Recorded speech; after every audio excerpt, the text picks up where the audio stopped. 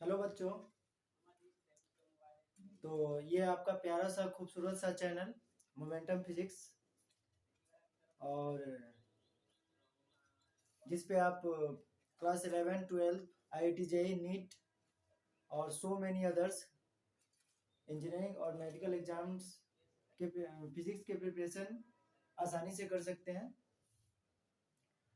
तो अभी हम करंट इलेक्ट्रिसिटी का नेक्स्ट टॉपिक स्टार्ट करने जा रहे हैं, और वो टॉपिक है आपका grouping of two unidentical cells in series and parallel. तो बच्चों आज हम लोग पढ़ेंगे कि जो अनआइडेंटिकल सेल्स होता है उसका सीरीज और पैरेलल में उसका इक्विवेलेंट ईएमएफ कितना होता है और इंटरनल रेजिस्टेंस कितना होता है, उसके बारे में हम लोग पढ़ेंगे बच्चों। तो चलिए स्टार्ट करते हैं हम लोग। तो सबसे पहले हम लोग टू अनआइडेंटिकल जो सेल है उसको सीरीज में लेंगे, और सीरीज में पहले उसको इंटरनल रेजिस्टेंस और ईएमएफ हम लोग फाइंड आउट करेंगे। ठीक है बच्चों। तो चलिए हम लोग सीरीज में पहले लेते हैं। तो हम मान लिए बच्चों कि यहाँ पे एक पहले हम लोग ले लेते हैं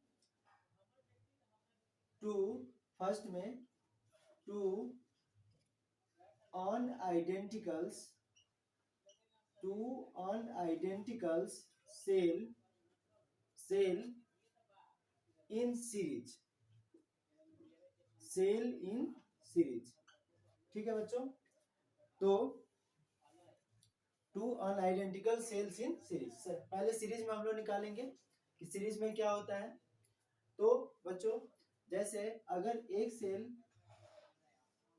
सेल मेरा ये हो गया और दूसरा सेल ये हो गया बच्चों, तो इस दोनों सेल को हम लोग, ये दोनों सेल, ये यहाँ पे ए पॉइंट हो गया और ये आपका हो गया बी पॉइंट। ठीक है बच्चों। और इस यहाँ पे हम लोग इस दोनों सेल के बीच में एक पोटेंशियल पॉइंट हम लोग मान लेते हैं बी। ठीक है बच्चों।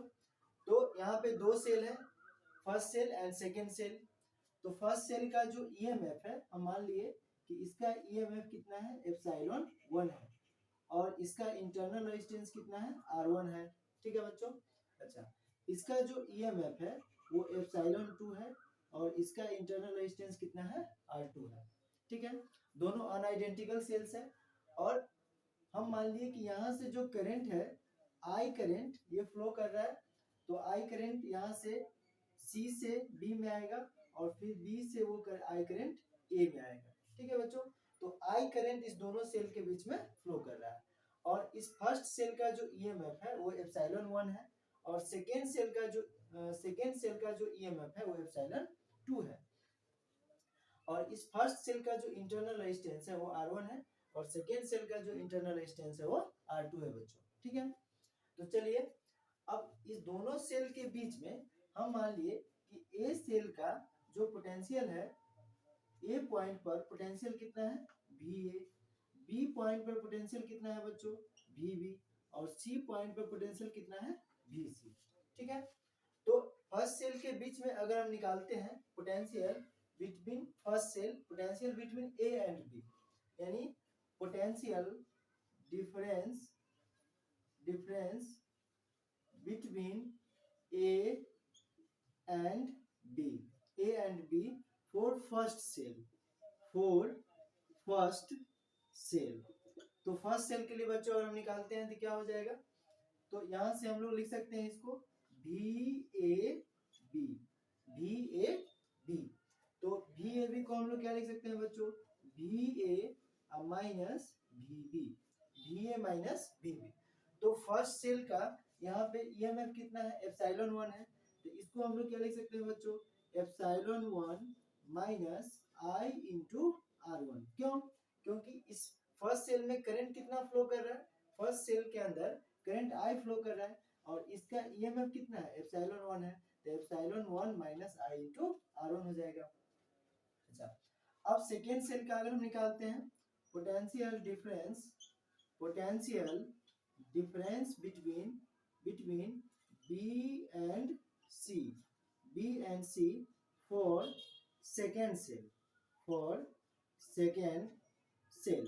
तो सेकेंड सेल के लिए क्या हो जाएगा बच्चों, तो इसको हम लोग क्या लिख सकते हैं, VBC। क्या लिख सकते हैं बच्चों, VBC। तो ये मेरा क्या हो जाएगा, VB minus VC, VB minus VC।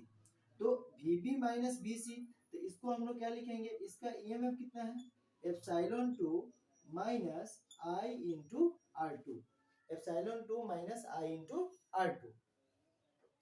तो यहाँ से अब ये, अब अगर हम इस पूरे मतलब दो सेल को अगर एक सिंगल सेल से इक्विवेलेंट सेल से अगर कनेक्ट कर देंगे तो क्या हो जाएगा बच्चों, यहाँ पे तो दो सेल लगा है, अब इस दोनों यहाँ दोनों सेल को अगर एक सिंगल सेल में हम कनेक्ट कर देते हैं, यानी इस सेल को अगर हम ऐसे कनेक्ट कर देते हैं, यहाँ से हो जाएगा मेरा A और ये हो गया C, इसको हम मान लिए A और ये कितना हो गया मेरा C हो गया। ठीक है बच्चों, तो इस दोनों के बीच में EMF कितना है, ये प्लस हो गया ये माइनस, तो इसका EMF मान लिए एप्सिलॉन इक्विवेलेंट और इंटरनल रेजिस्टेंस कितना मान लिए बच्चों, R इक्विवेलेंट। ठीक है, तो यहाँ से अगर एप्सिलॉन इक्विवेलेंट और R इक्विवेलेंट इसका इंटरनल रेजिस्टेंस है, तो इस दोनों के बीच में पोटेंशियल कितना होगा, तो potential difference between A and C, potential difference between A and C। यानी बच्चों यहाँ पे तो दो सेल था, अब इस दोनों सेल को अगर हम एक सिंगल सेल में कन्वर्ट कर दिए, यहाँ पे फर्स्ट सेल और सेकेंड सेल था, तो इस दोनों सेल को हम क्या किए, एक सिंगल सेल में कन्वर्ट कर दिए। तो अगर हम सिंगल सेल में इसको करते हैं तो इसको क्या लिख सकते हैं, पोटेंशियल डिफरेंस को VAC। तो VAC कितना हो जाएगा, VA माइनस VC, इसको क्या लिख सकते हैं, VA माइनस VC। और हम मान लिए कि इसके अंदर जो करंट फ्लो कर रहा है वो करंट कितना है मेरा, I है, I करंट इस सेल के अंदर फ्लो कर रहा है, तो इसका पोटेंशियल कितना हो जाएगा, तो अगर हम इसका पोटेंशियल निकालते हैं तो इसका पोटेंशियल कितना होगा बच्चों, epsilon equivalent minus I into R equivalent. क्यों, क्योंकि इसका जो EMF है वो एप्सिलॉन इक्विवेलेंट है और इसका इंटरनल रेजिस्टेंस कितना है, R इक्विवेलेंट है, और इसके बीच में करंट कितना फ्लो कर रहा है, I फ्लो कर रहा है। तो VAC कितना हो जाएगा, VA माइनस VC, तो epsilon equivalent minus I into R equivalent. ठीक है बच्चों, तो इसको अगर हम इसी को ऐसा लिख सकते हैं, तो देयरफॉर VAC को हम बच्चों ऐसे लिख सकते हैं क्या, VAC को हम लोग ऐसे लिख सकते हैं क्या, VAC को VA minus VB plus VB minus VC, ऐसे लिख सकते हैं। VAC को क्या लिख सकते हैं, VA minus VB plus VB minus VC। तो यहाँ से VA माइनस VB यानी potential difference between A and B। तो A और B के बीच में पोटेंशियल डिफरेंस कितना है मेरा, epsilon 1 minus I into R1। तो इसके जगह पे हम वैल्यू क्या रख सकते हैं, epsilon 1 minus I into R1 लिख सकते हैं बच्चों। चलिए अब VB माइनस VC को क्या लिख सकते हैं हम लोग, epsilon 2 minus I into R2। तो इसको लिख देंगे हम epsilon 2 minus I into R2। ठीक है, तो यहां से बच्चों क्या हो जाएगा मेरा, ये अब इस दोनों को एप्सिलॉन को एक साथ कर लेंगे, तो ये हो जाएगा एप्सिलॉन 1 प्लस एप्सिलॉन 2 और माइनस I ये हो जाएगा R1 प्लस R2 यानी VAC का वैल्यू मेरा कितना आ गया, epsilon 1 plus epsilon 2 minus I into R1 plus R2। अब इस दोनों इक्वेशन को अगर बच्चों हम कंपेयर करते हैं तो यहाँ से VAC का वैल्यू कितना है मेरा, इसको हम मान लेते हैं equation first, that is the equation first, और that is the equation second, अब इस दोनों इक्वेशन को अगर हम कंपेयर करेंगे तो यहाँ से कितना हो जाएगा, फ्रॉम इसको लिख सकते हैं from equation first and second, from equation first and second. तो फर्स्ट और सेकेंड इक्वेशन से कितना हो जाएगा, epsilon equivalent, therefore epsilon equivalent equal to, और यहाँ पे ये किसके बराबर है, यहाँ पे एप्सिलॉन इक्विवेलेंट है ना, और यहाँ पे epsilon plus epsilon 1 plus epsilon 2, तो इसको क्या लिख देंगे हम लोग, एप्सिलॉन 1 प्लस एप्सिलॉन 2, यानी इक्विवेलेंट ईएमएफ मेरा कितना हो गया, एप्सिलॉन 1 प्लस एप्सिलॉन 2 हो गया। ठीक है, सीरीज कॉम्बिनेशन के लिए। तो यहाँ पे बच्चों तो 2 सेल लगा था, if n number of cells are connected in series, अगर मोर देन 2 सेल्स है, मोर देन 2 अनआइडेंटिकल सेल्स है, तो इसका इक्विवेलेंट ईएमएफ कितना हो जाएगा, इफ, इसको ऐसे लिख सकते हैं बच्चों कि if n number of unidenticals, if n number of unidenticals cells are connected in series, यहाँ पे तो बच्चों 2 सेल लगा था, फर्स्ट सेल और सेकेंड सेल, अगर यहाँ पे n नंबर ऑफ सेल्स है, यानी तो यहाँ से मान के चलो बच्चों कि एक सेल ऐसे लगा है, फिर एक दूसरा सेल ऐसे लगा है, फिर एक तीसरा सेल ऐसे लगा है, फिर चौथा सेल एक ऐसे लगा है। ठीक है बच्चों, और इस टाइप से आगे की ओर ये से बढ़ते जा रहा है, तो n नंबर ऑफ सेल हो गया, n नंबर ऑफ सेल्स, यहाँ पे जो सीरीज में n number of cells connected किया हुआ है, तो अगर n नंबर ऑफ सेल्स रहेगा तो देयरफॉर इक्विवेलेंट ईएमएफ कितना हो जाएगा बच्चों, epsilon 1 plus epsilon 2 plus epsilon 3 plus dot dot dot dot epsilon n तक, ये मेरा क्या हो गया, इक्विवेलेंट ईएमएफ। ठीक है बच्चों, चलिए अब हम लोग इस इंटरनल रेजिस्टेंस को अगर कंपेयर करते हैं, तो यहाँ पे क्या है, minus I into R equivalent, minus I into R equivalent, और यहाँ पे क्या है बच्चों, minus I R one plus R two, तो therefore minus I R equivalent equal to minus I R one plus R two, minus I R one plus R two, तो यहाँ से माइनस कैंसिल हो जाएगा, आई से आई कैंसिल कर सकते हैं, देयरफॉर आर इक्विवेलेंट क्या हो जाएगा बच्चों, R one plus R two, if two cells are connected in series, then equivalent internal resistance कितना होगा, R1 प्लस R2। ठीक है बच्चों, अगर n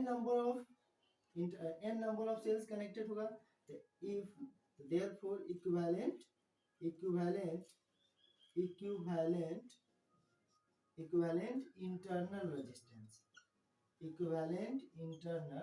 रेजिस्टेंस कितना हो जाएगा बच्चों, तो इक्विवेलेंट इंटरनल रेजिस्टेंस हमारा हो जाएगा R equivalent equal to R1 plus R2 plus R3 plus dot dot dot Rn तक, यानी जितना नंबर ऑफ सेल्स कनेक्टेड होगा उतना उसका सबका एक इंडिविजुअल सम निकालेंगे, और टोटल जो सम आएगा वही आपका क्या हो जाएगा, इक्विवेलेंट इंटरनल रेजिस्टेंस, और टोटल सबका इंडिविजुअल ईएमएफ ले लेंगे, और इसका टोटल जो सम में होगा वो क्या हो जाएगा, equivalent EMF of cells, two more than 3 cells are connected in, 2 और more than number of cells are connected in series. ठीक है बच्चों, तो ये आपका हो गया if two unidentical cells in series, अगर दो अनआइडेंटिकल सेल्स या दो से ज्यादा सेल्स अगर सीरीज में कनेक्टेड होगा, तो उसका ईएमएफ कितना होगा, epsilon 1 plus epsilon 2 plus epsilon 3 dot dot dot epsilon n तक, और आर इक्विवेलेंट कितना होगा, R1 plus R2 plus R3 plus dot dot dot Rn तक। ठीक है बच्चों, तो चलिए आप लोग इसको नोट कर ले, फिर हम लोग इसके बाद पढ़ेंगे to unidentical cells in parallel, अगर 2 और मोर देन 2 सेल्स अगर पैरेलल में कनेक्ट होगा तो उसका इक्विवेलेंट ईएमएफ कितना होगा। ठीक है, और इंटरनल रेजिस्टेंस कितना होगा। अच्छा बच्चों, इसमें तो एक केस और बन सकता है, तो अगर चलिए हम यहाँ से देखते हैं, कुछ स्पेशल केस इसमें।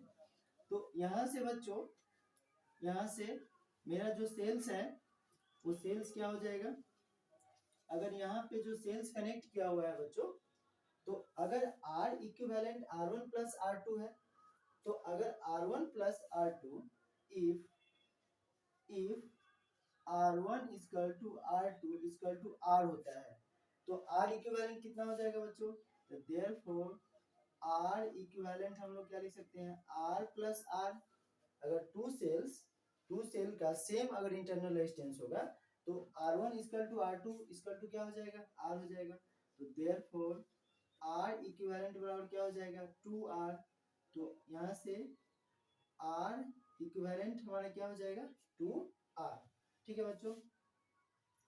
अच्छा, अब यहाँ से इसको ऐसे भी लिख सकते हैं, तो R बराबर क्या हो जाएगा, R इक्विवेलेंट बाय 2, दोनों केस हो सकता है।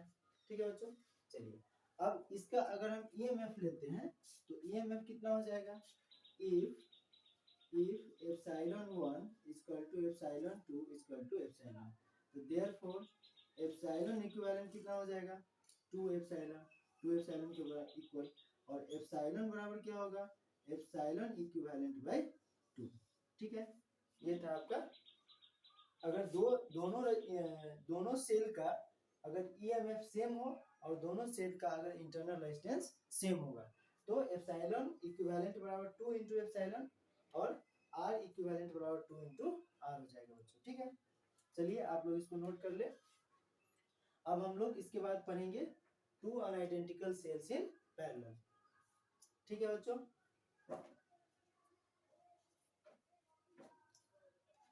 तो आज के लिए बस इतना ही।